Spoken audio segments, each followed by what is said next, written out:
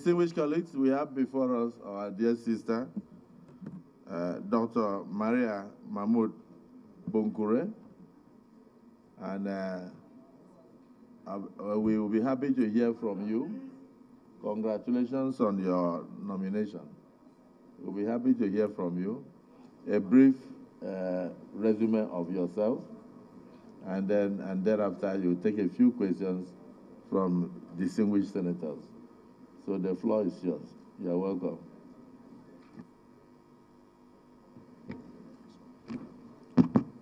In the name of Allah, the most gracious, the most merciful, Your Excellency, the Senate President, Senator Godswill Akpabio, CON, Your Excellency, the Deputy Senate President,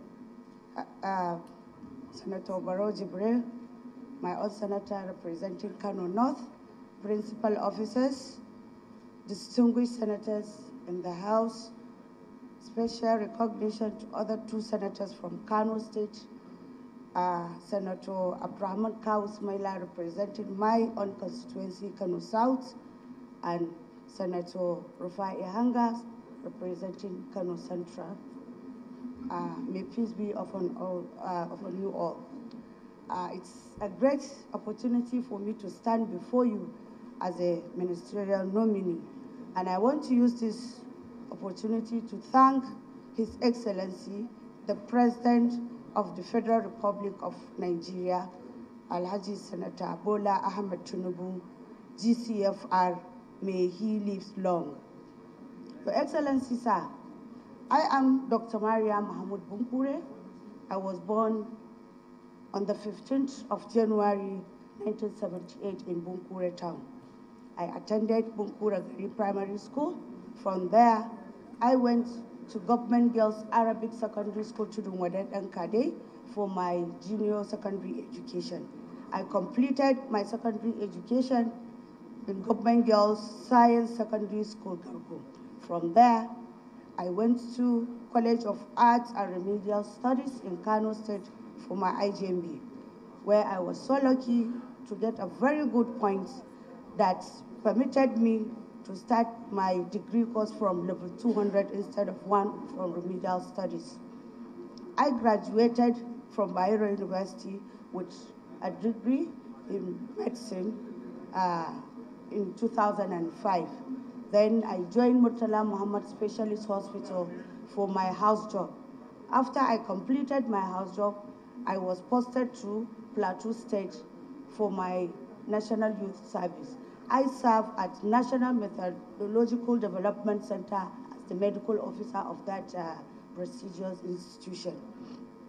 After completing my NYSC, I came back to Kano State and I joined Aminu Kano Teaching Hospital for my residency program, where I completed and I became a member of the West African College of Physicians and also a fellow, a consultant, a family physician. After that, after I completed, I moved back to Murtala Muhammad Specialist Hospital to serve the people of Kano State as a medical consultant, family physician. It was in 2019, on the 5th of November 2019, that I was appointed by His Excellency, the former Governor of Kano State, Dr. Abdullahi Umar Ganduzi, OFR, as Honorable Commissioner, Ministry for Higher Education. I served for almost 4 years, and we really had a very, very tremendous achievement at that institution. To start with few, actually we had to make a harmonization and strengthening relationship between the tertiary institutions and Kano State government, which made us not to have any problem of strike. We also upgrade or establish a university of education in Kano State. Saadat Rimi is a non-college of education in Kano State.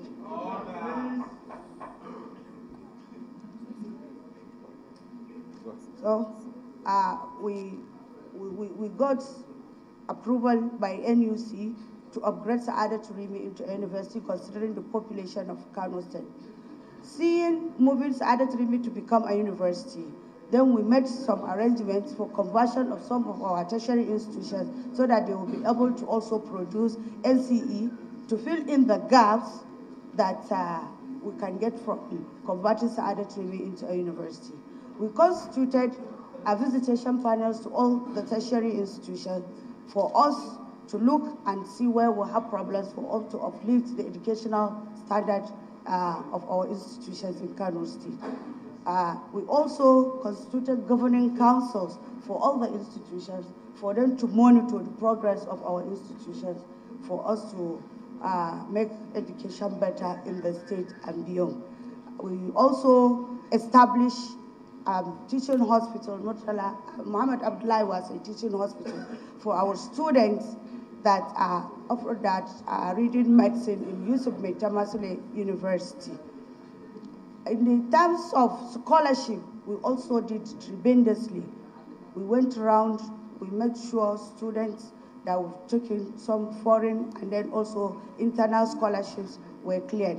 We also renewed our memorandum of agreement between France and Kano State government. So, Your Excellencies, this is something about Mariya and our history, and if given or been confirmed, Your Excellency, my values and aspirations would be in line with His Excellency's dream for us to have a better tomorrow and a better nation by God's grace. Thank you very much, sir. Thank you, Doctor. The dismissed Deputy Senate President, this is almost your nominee. Thank you, Mr. President, distinguished colleagues.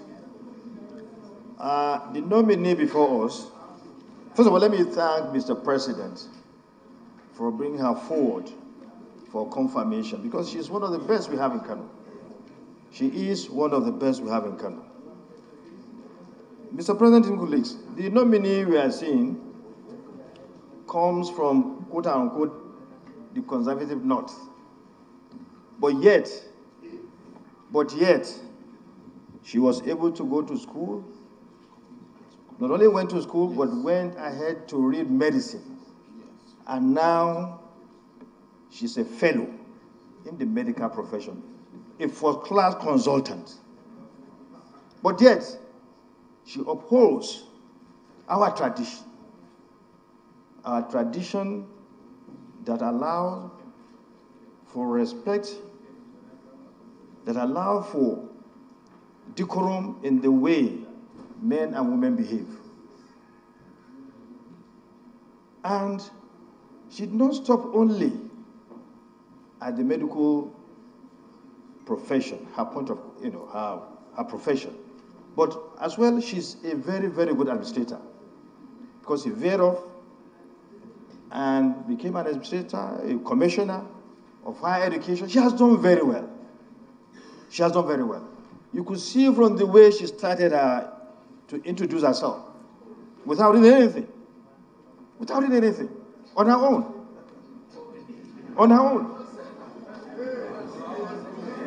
Mr. President.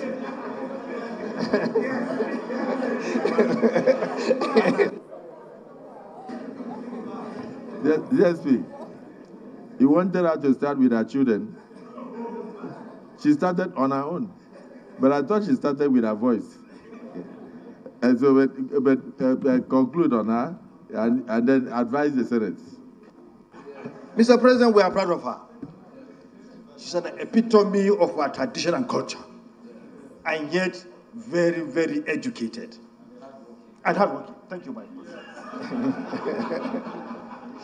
Mr. President, this is the kind of way we want our children to be. I want my daughter to be like her. Mr. President, I want your daughter to be like her. Mr. President, well,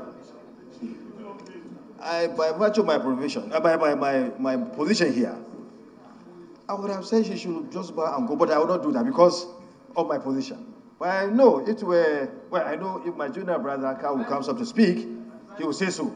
Mr. President, I don't need to speak any longer about this. She has spoken for herself. She's first class.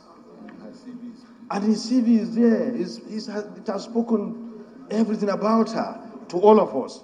Mr. President, let's just allow her to make some comment and then she take her leave. Mr. President, I so submit.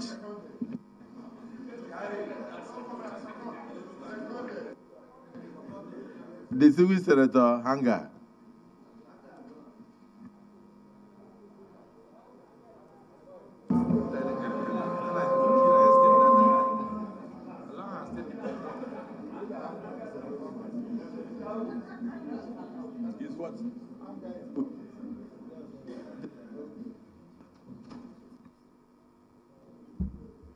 We invite the distinguished Senator Ismail Akau.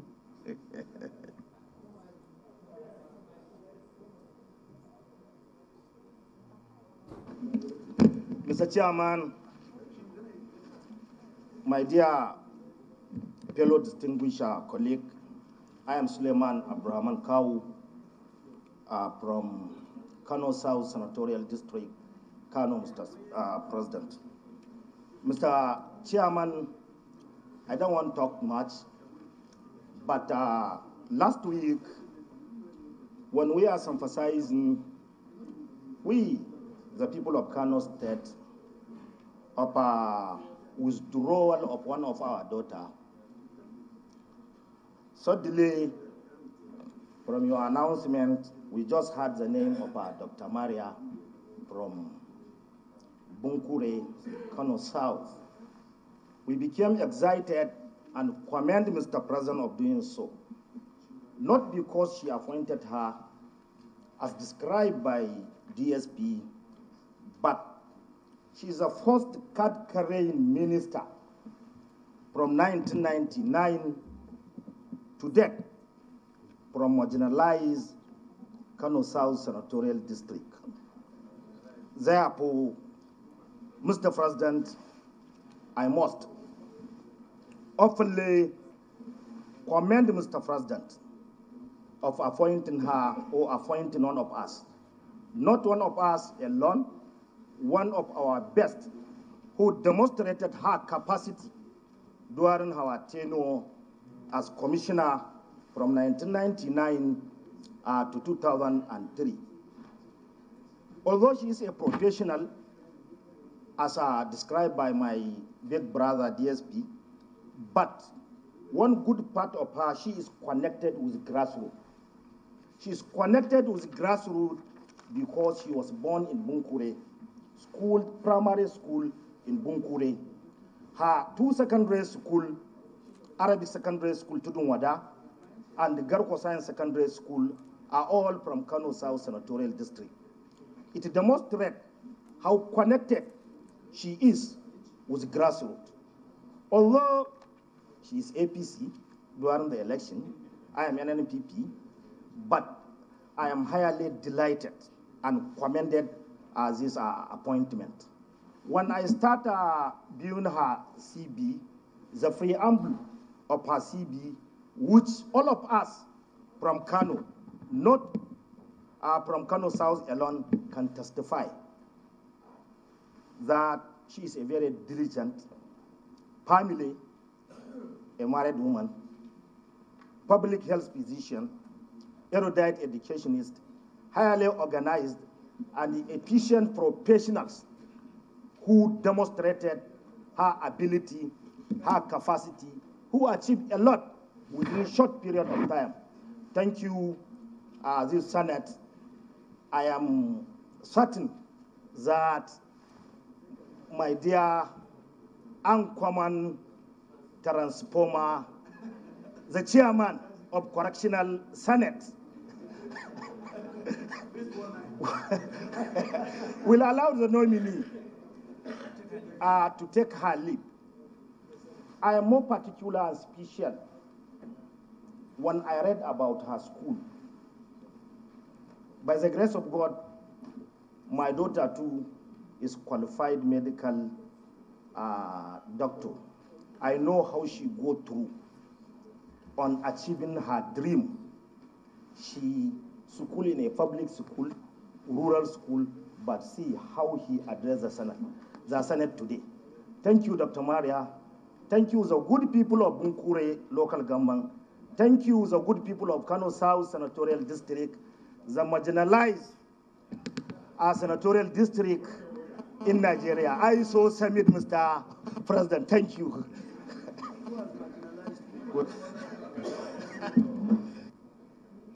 Distinguished Senator Kawu, I think the only point of disagreement is the word marginalized. Because if they were marginalized, she would not be here. Yes, I agree with you.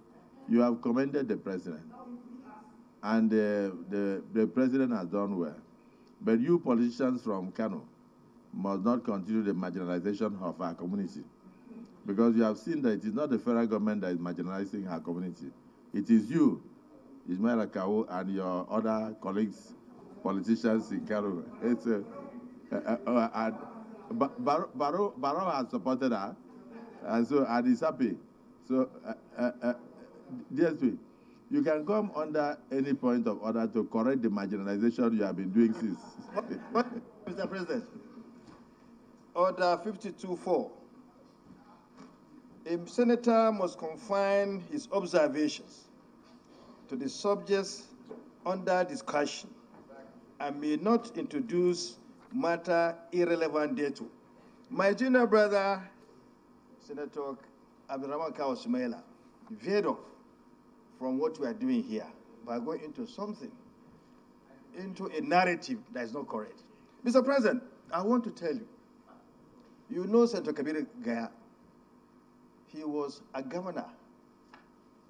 Well, Rimi first. Rimi was a governor of Kano State. He came from Kano South. Kabir Gaya, cousin, his cousin. Kabir Gaya was a governor of Kano State. He was from Kano South. So, why do you now say Kano South? Do you want me to say more?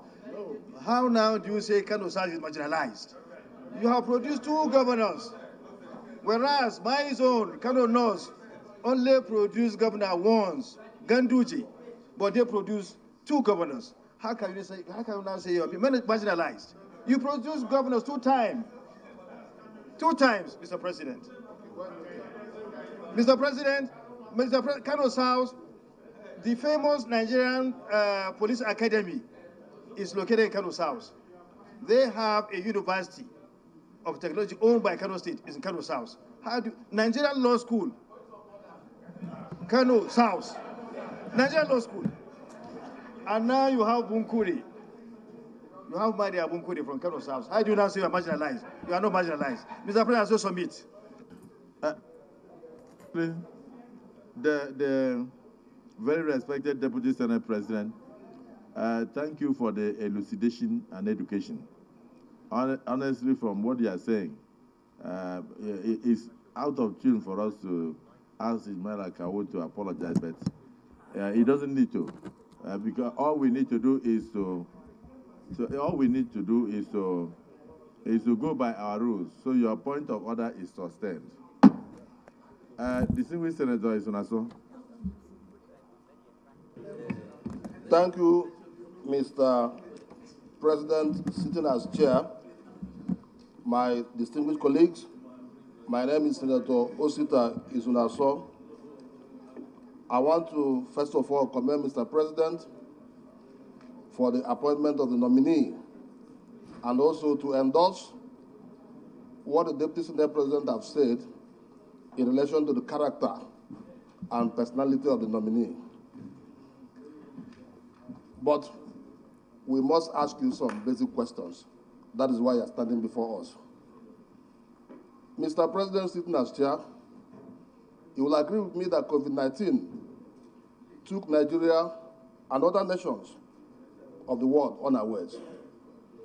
But Nigeria did extremely very well in managing COVID-19 under the chairmanship of the then SGF, Boss Mustafa.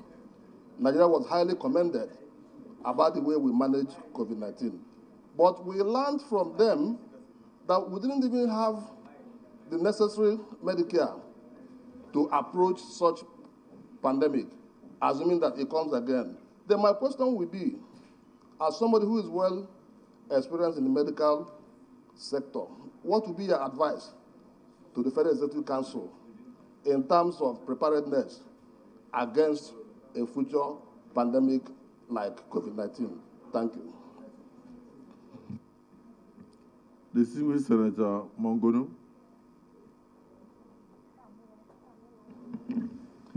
Distinguished Senate President, distinguished senators, my name is Mohamed Tahir Mongono. I represent Borno North Senatorial District.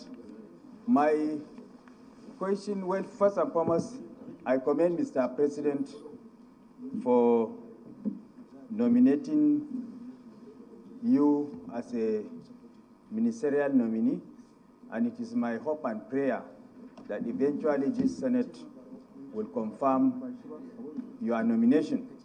My question is with regard to the issue of qualification to be a medical doctor, particularly with regard to foreign trained students.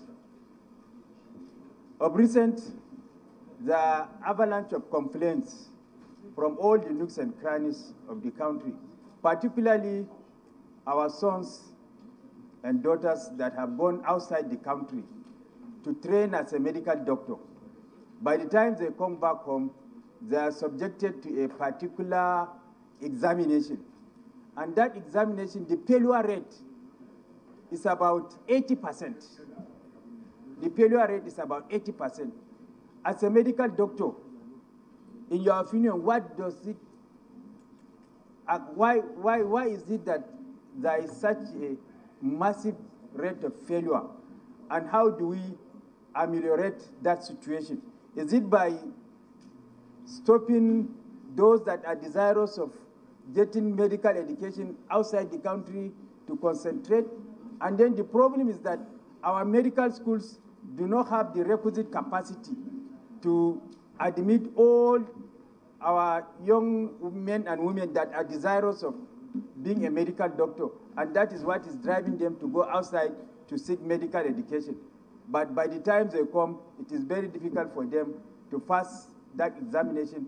And I know some that are now up to 10 years, every year they will write, they will not qualify. And then the fees that you are supposed to pay for you to qualify for that examination is very, very exorbitant. It's in the range of 500,000 to 1 million. So somebody from a poor background cannot afford to pay for that examination fee. Thank you.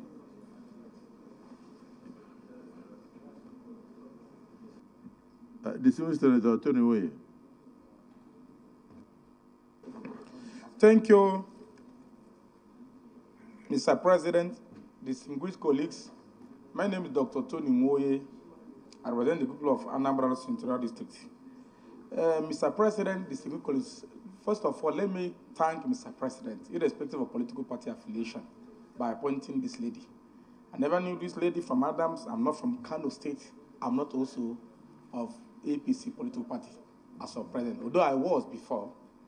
But I'm very impressed by this appointment. Why I'm very impressed about this appointment is because this appointment shows there is dignity in labor. This appointment shows reward for somebody who has worked so hard. What impressed me most with this resume of this lady is that this is a lady who could not even get a credit in English language as of the time she sat for SSC. But being that she was determined to succeed, she went to School of Basic Studies in Kano, did IJMB, so as to qualify her to proceed further. At age of 40 years, this lady became a fellow of West African College of Physicians at age of 40. It's very rare in Nigeria for a lady to aspire, and at the end of the day, she succeeded in becoming a fellow of West African College of Physicians at age of 40. This is a rare feat this lady has done. In addition, she went to read Masters in Public Health. Despite that she's a consultant already, she's today a holder of Master in Public Health. So I'm very impressed by her appointment. But I have one question to ask. My dear nominee, my colleague, if by God's grace this Senate confirms you as a member of Federal Executive Council, irrespective of the portfolio you'll be assigned to, what are you going to do? What steps are you going to do to boost immunization policy in Nigeria, especially northern Nigeria?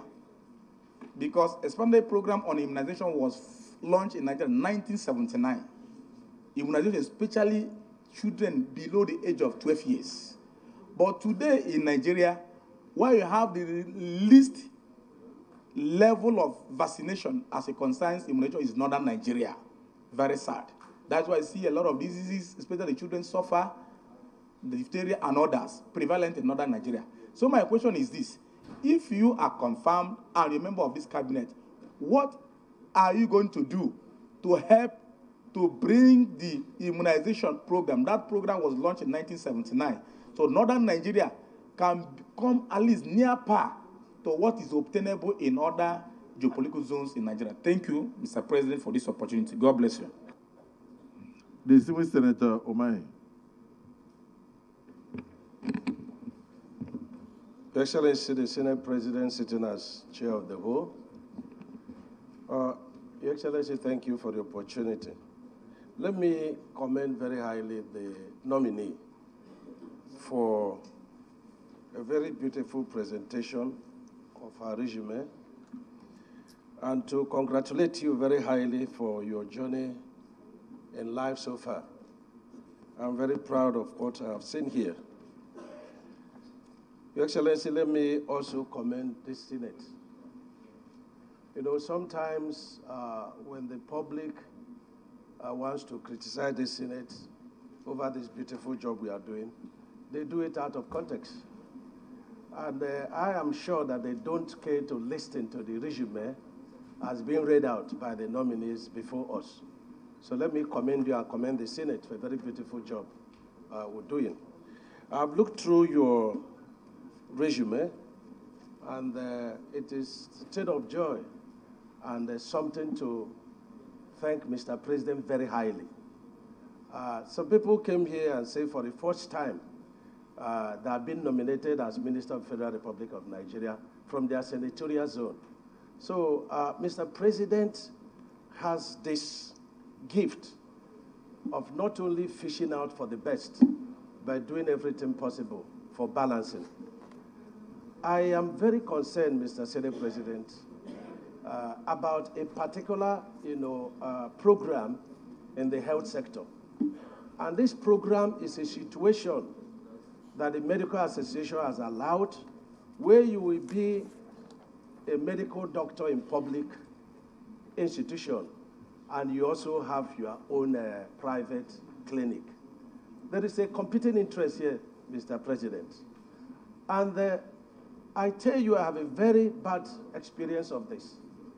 My father, may his soul rest in peace, had a surgery in teaching hospital in Enugu sometime, and he was seen by a very good surgeon, did wonderful work, and he was made alive. When the same problem came out again, and he went back to the same hospital, the consultant told him to rather come to his own clinic. And being satisfied with the works of that consultant, he went to his own clinic. And the consultant did a beautiful job, and then, of course, put an infusion and left home. In the night, there was a reverse, blood was rather coming into the infusion rather than the water going into the body. And there was nobody to attend to him. The nurse had slept off. These private clinics, most of the time, they have very slim number of workers. And so you find out that it's a very competing, interest. My question is there any way we can take a second look? When I was governor, I made it very clear that if you are going to work in a hospital, please, you will not have a private clinic. And so we have to do a balancing. If you are going to work in the public institutions, and the public health, you have to find a way not to have a private clinic. This is very important, because most of the time, as we are saying, the salaries of health workers should be increased. The problem is not even the salary. it is patriotism. When this is done, can you now give us all the attention as far as public health institutions are concerned? Second one is to appeal to you. We have one vital institution in our medical university in my state. When I was there, I built dialyzer factory. And the dialyzer factory is the only factory that produces dialyzer in the whole of Africa. And I was smart to also obtain a patent in the name of Ebonyi State government. My question is it possible to give attention to this factory so that we can replicate it even in the 6 geopolitical zones and be able to export this very important aspect of kidney care to West African countries and the other African countries? Thank you, Mr.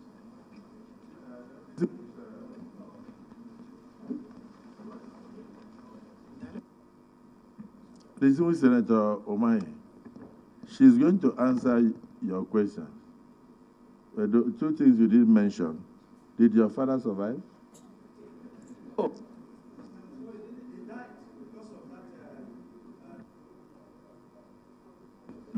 No, my father died because of the negligence of that private hospital. So I'm an orphan, Mr. So you have to find a way. You have to find a way to treat me better as senior president. May his soul rest in peace. May his soul rest in perfect peace. I will father you. Let me listen to distinguished Senator Hanga.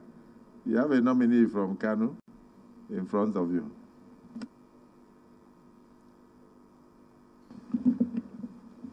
Thank you, Mr. President. I'm Senator Rufai Hanga, representing Kano Central. I just went out to take my injection in your office, sir.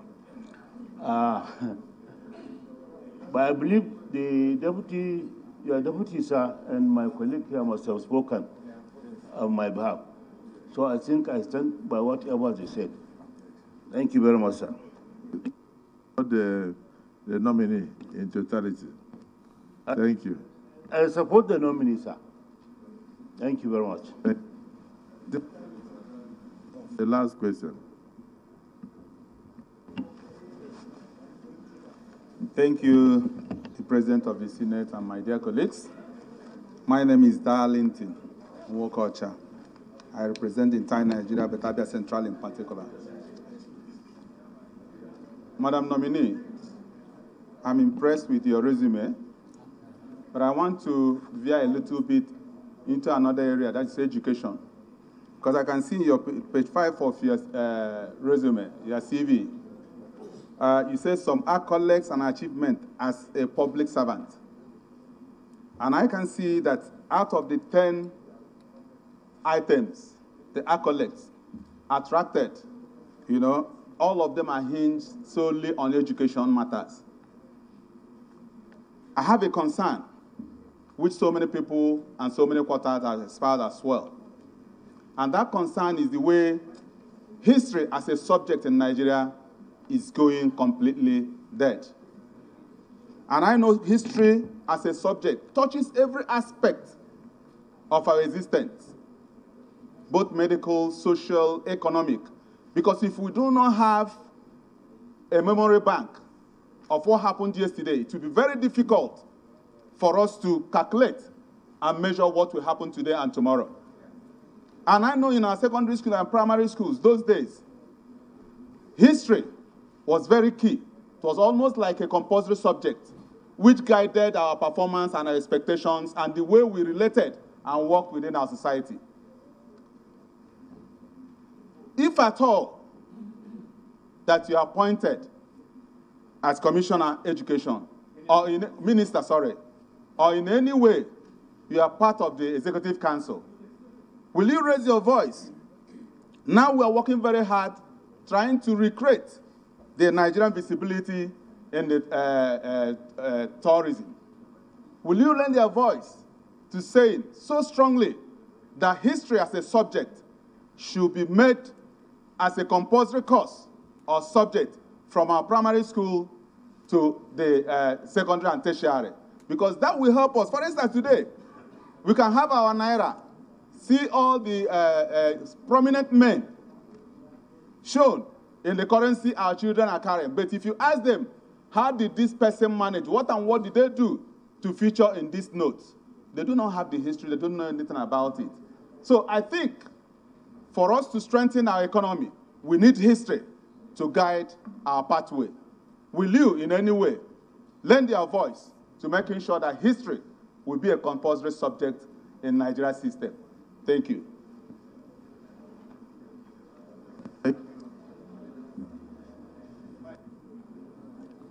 Thank you, distinguished colleagues. Dr. Bunkure, the floor is yours, but just add only one question. I think outside this country, one of the things they do is continuous refresher courses for medical doctors, which is a way of training and retraining to bring them up to date with current realities. For instance, we are talking about artificial intelligence. We are almost passing the period of robotic surgeries and all that. So I don't know if you are given the opportunity, either in the medical area or in the educational area. Educationally, you should, would you like to introduce training and retraining of teachers? In the medical profession, will you undertake consistent and quarterly refresher courses for medical doctors so that you bring them up to date with the current practices long after they had left medical colleges? Answer those questions as you can. Thank you very much for the questions. I will start with the issue of COVID-19. COVID-19 is one of the most tragic experience we had all over the world. It started in 2019, December, and we thought the world has come to an end. But with the effort that was made in Nigeria and the strong task force that was headed by SGF of that time, was Mustafa, Kano, Nigeria has really done wonderfully well. We're talking about preparedness. Sometimes you learn from experience. And this is one of the reasons that we need to prepare. We are not praying for any one of all these emergencies, but this is something that is very crucial from the experience we had in the past. And then the legislature has a very significant role to play. And also the issue of funding that should be set aside to take care of such things if it happens. But we are not praying to have anyone, by God's grace. And it's not only COVID-19. Like now we have a diphtheria, which at least it's not so open because of the preparation we had during the COVID-19. That made us to take care of the issue of diphtheria that is not people are not even aware that we have such issues on ground. And this is because of how fully we managed the issue of COVID-19 with a very successful outcome, and it has now become a history. The second question is on the issue of qualification and the foreign students that read MBBS. Distinguished senators, we're talking about MBBS, we're talking about human lives. This is something that we have to be very serious about it. So that's why the exams are really sometimes so tough. And then there are so many differences. Some might read their medicine in China, some might read it in India, some might go to United States, and these are areas that we have different incidence and prevalence of some infectious diseases and other diseases, communicable or non-communicable. You might go to China, you will never see a case of malaria in there. So to manage it is totally different from what you have in Nigeria. For that, sometimes our children that goes to read abroad, they have problem with seeing cases, several cases that they did not manage there. So when they come to write the exams by Medical and Dental Council of Nigeria, then they now have difficulties. And then this is the reason why we're talking about the issue of internship. Like some of the foreign schools, they usually give time for our students to come back to their original countries so that they get used to the cases and then move back to write their exam. Definitely with this, the rate of passing exams will go higher. And also the training. There are schools that gives all this training and mock exams before writing the real MDCN examination. And I know from Kano, there was a time we took over 102 female students to read medicine in Sudan. And when we brought them back, they wrote that exam. And over 70% of them, they passed the exam because we have some similarities between Sudan and Kano. Some cases, they've managed, they have seen them there, so they are not new to them in Nigeria. So this is few of the factors.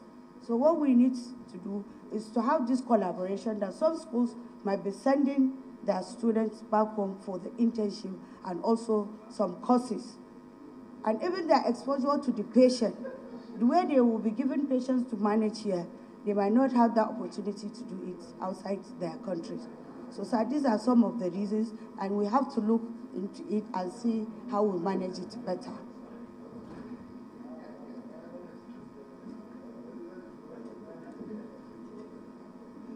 So the issue of boosting immunization policy, we're talking about policy.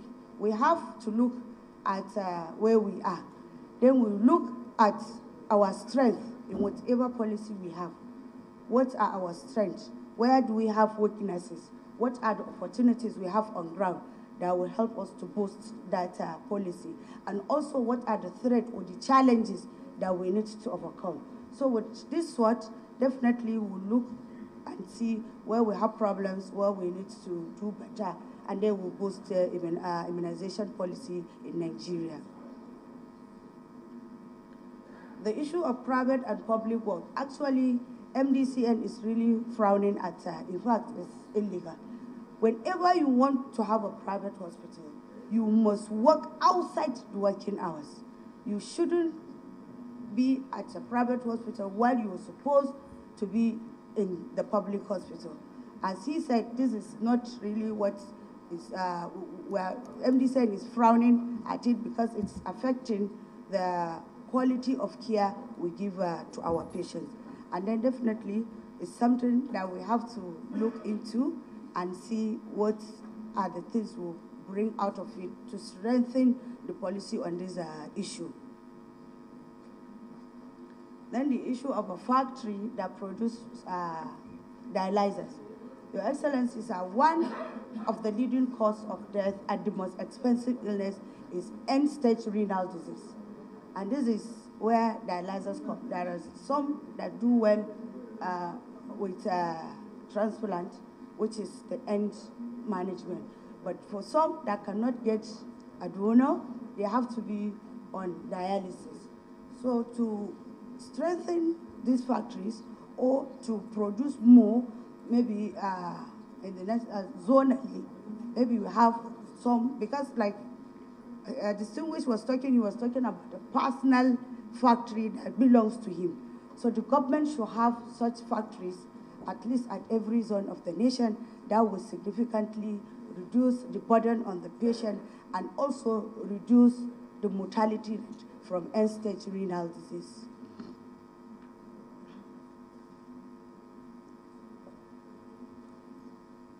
Distinguished Senators, the issue of history.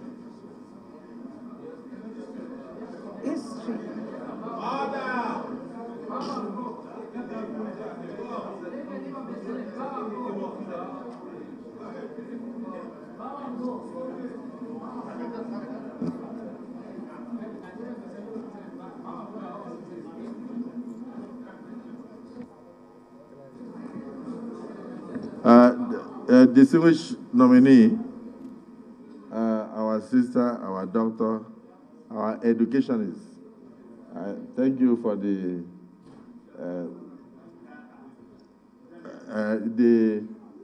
other question about whether you support the reintroduction of history,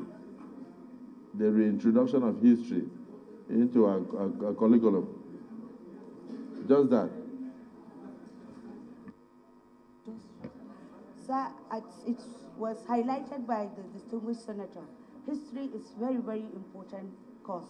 But for us to say we want to make it a mandatory, definitely there must be a committee. We have to look in total. We have to look at the advantages and disadvantages. If the advantages or the benefits outweigh the risks, then we decide as to whether we make it compulsory or we leave it as the way it is, because so many schools are now reading history.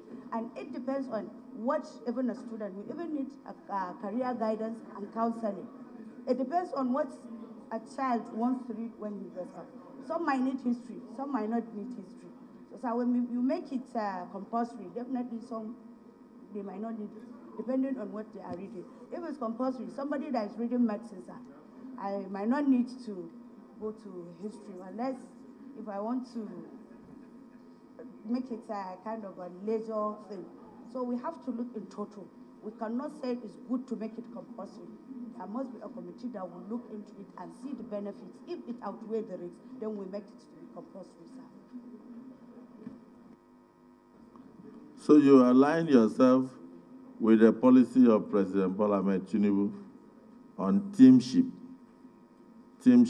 because you just mentioned here that the question of whether history should be compulsory in our schools or not should depend on the collective decision of Nigerians.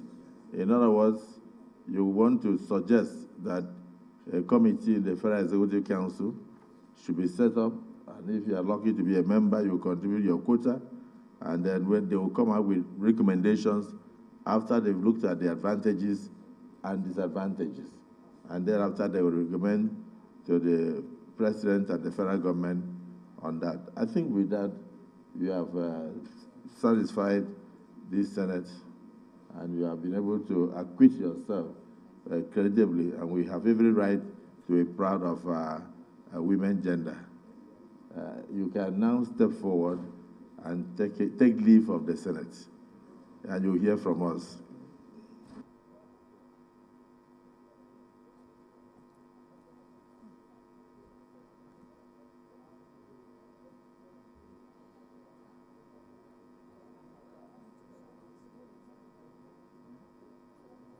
Yes, the next nominee. Sergeant at Arms, the next nominee.